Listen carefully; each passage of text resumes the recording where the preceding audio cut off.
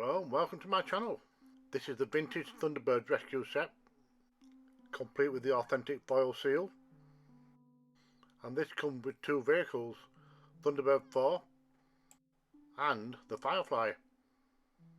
The write-up on the box states it's for eternal preservation and that the profile is accurate, simple construction and is fine to display. So we will see if it's telling the truth or not. So inside the box we have the double-sided instructions. On one side is the Firefly and the other side is Thunderbird 4. And each kit comes in its own packet. So on that basis, and to help avoid any confusion, I'm going to do each kit one at a time. Starting off with the Firefly. In this bag there are 3 sprues, one containing mostly black parts, one mostly yellow, one mostly silver. There are also a couple of metal pins, as well as a decal sheet. And while the parts are still on the sprues, it's easier to prime them. And then on top of that I spray each sprue on the appropriate colour. First up with the metallic one, followed by the yellow one.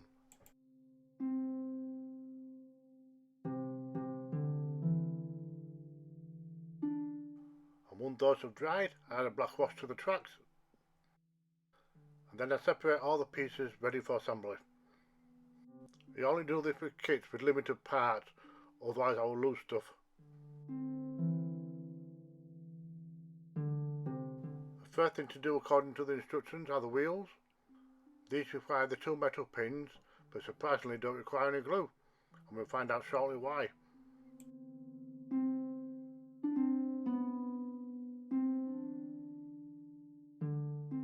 Next I glue on the tracks. This requires just a little bit of plastic cement, and these tracks will hold the actual wheels into place, as it is really quite a basic kit. Next I build up the bulldozer segment. First go in the hydraulic rams, and then off camera I struggle to get the support bar in place because paint layers are built up on the connection point, but this pin will eventually allow me to raise and lower this whole section. And now I have various details to paint. This gun turret at the front is painted in gunmetal. After checking the source material, I noticed this top hydraulic needed to be in yellow, and this window is just painted in black, although I'll probably add a blue wash to it later to help make it look more reflective. Next I added on the decals. All one can end up quite brittle, but thankfully these work just fine. They just require a little bit of work to get them around all the bends. Then the last one to apply with the word Firefly to either side. In the show these are written in black, but for some reason on here they are red. But then again there are quite a lot of inaccuracies with this kit, so I'll just roll with it. And I have a bunch of accessories to apply. First up are a pair of spotlights at the front. Then there's a siren on top, which will be painted silver later.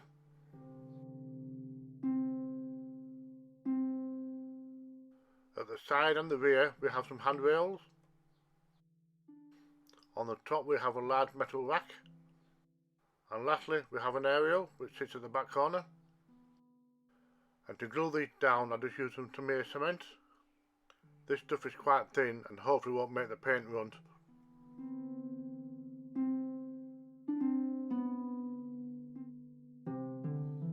Using a little bit of silver paint, add a few paint chips. This will help to add a sense of scale and believability to this little kit. I also added a few scratch marks to the bucket at the front, as it has to look like it's been used dozens of times. And now I can glue both halves together. I have to make sure there's no glue on the rod, so that way the bucket at the front can lift up and down. Add some panel liner to the vent and other details. And just using a little bit of gravity, this stuff does all the work for you. Because there's no way I could paint lines that neat by hand. I used a mixture of brown and black panel liner. The brown stuff I used to represent run lines from where water and liquids have gone down the vehicle. And once that's done I can finally move on to the messiest part, weathering powder. I use the lighter colour for the dark areas and the dark colour for the light areas. The worst of the dirt should be applied to the tracks, as that's the area with the constant contact to the ground. I slowly but surely build up the layers and colours. Each colour represents a different stain. For example, black represents soot and brown represents dried mud. This stuff will stain your hands every time you touch the model, so you have to seal it all in with a matte sealer to prevent that from happening. And the final step for this firefly is to add a little bit of gloss to the window. So that's one down and one to go. So let's get started with Thunderbird 4. So let's see what we've got to work with. We have the main body on one sprue with all the extras on another. We also have a decal sheet as well as a clear window. And as with the firefly, the first thing we do is prime it. And then I'm going to remove the two cockpit sections, which is the cockpit with the body moulded into it and the head separate. The detail on the scale is terrible, but through the tinted screen you shouldn't be able to tell too much. Since this cockpit is going to be on the inside, this needs painting up first. And once again, it doesn't need to be too accurate, but we still need some details in there. This guy is painted in flesh tone, blues and yellows. And the cockpit is mostly a combination of greys and reds. So I'll just paint up a few little details. And some panel liner helps finish off some of the finer details. And that's all we really need to do for the interior for now. This guy is looking quite scary, but once it's behind his window it should be nothing more than a blur. I've already sprayed all the other pieces in yellow and cut them out from the sprues. I painted the back of the cockpit grey to match the rest of it. Then it's just a matter of painting on some of the other accent colours, which for the most part are silver and gold. This is the front section where all the gadgets come out of.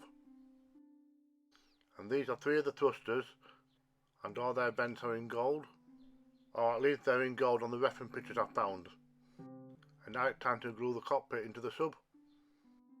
In hindsight I should probably have put the window in first, because with the cockpit in place I no longer have any wiggle room to adjust the window. So I have to use a craft knife to try and force it into alignment. Which is mostly there, so I'm happy to leave it as it is. And now to crack on and finish that assembly.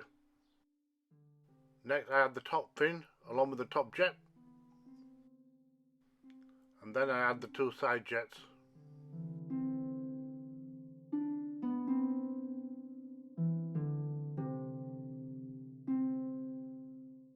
I've already assembled this wheel, and this is wedged into place underneath at the front, and it makes Thunderbird 4 look more like a Reliant Robin.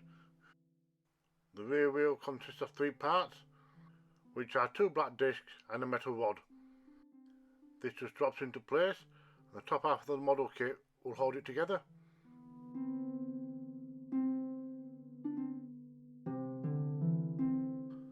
And now glue on the searchlight to its support bracket, and this just clips into place without any glue, and both the top and bottom part of the main body will hold it where it is. And now I can glue the top and bottom parts together. I just need to make sure I don't put any glue near the part I've just put in, as I still need to be able to move up and down. And the final piece to glue on is the front compartment where all the tools and gadgets come out of. And now I can finally add the last bit of paint, which are the red sections just before the thrusters. And once those have dried, I can glue on the thrusters. And that's the actual assembly of the kit completed. So next up are the water slides. I'm not a big fan of doing these, because if you make a mistake you don't get spares. I've already added the stripe to the nose, so it doesn't matter adding the others onto the main body. And this comes in three sections. And I just need to keep tapping them into place until they're perfectly aligned. And once they are in place, I use a cotton bud to help dry it out, so it doesn't risk slipping down when I'm not there. So now they're just the number 4s to add, as well as the word Thunderbirds on either side. And thankfully they all apply without tearing, which can happen with these old decals. Using some brown panel liner, add some water damage, and this is where dirty water dripped down and caused stains. and the cotton bud helped to blend it in a little bit. All these little details help create the illusion that this is an actual vehicle which has seen some action. After this I move on to the weathering powder. I only use black because I want to create the illusion that this vehicle has been scorched by explosions and whatnot. Because with it being an underwater vehicle, it will always be a little bit cleaner than a surface vehicle. Add additional powder in and around the thrusters, and in other areas which would be difficult to clean. To stop this powder from staining everything, I need to seal it in. I use my usual matte sealer for this. I could have masked off the window to help prevent it from fogging up, but because of how bad the pilot looks, I'm quite happy for it to be obscure. But with the right lighting you can still see inside. But anyway, my final thoughts on these kits. They're not bad, but they are wildly inaccurate. When I compared them to the actual filming models, there were a lot of big differences. For example, one part might be a separate piece and rounded, but in this kit it's merged with another part and ended up as a different shape, which affected the way I painted it. But only die-hard fans would notice this, and all I could do was make it passable. So anyway, what do you guys think? Do you prefer the Firefly or Thunderbird 4? Let me know in the comment below.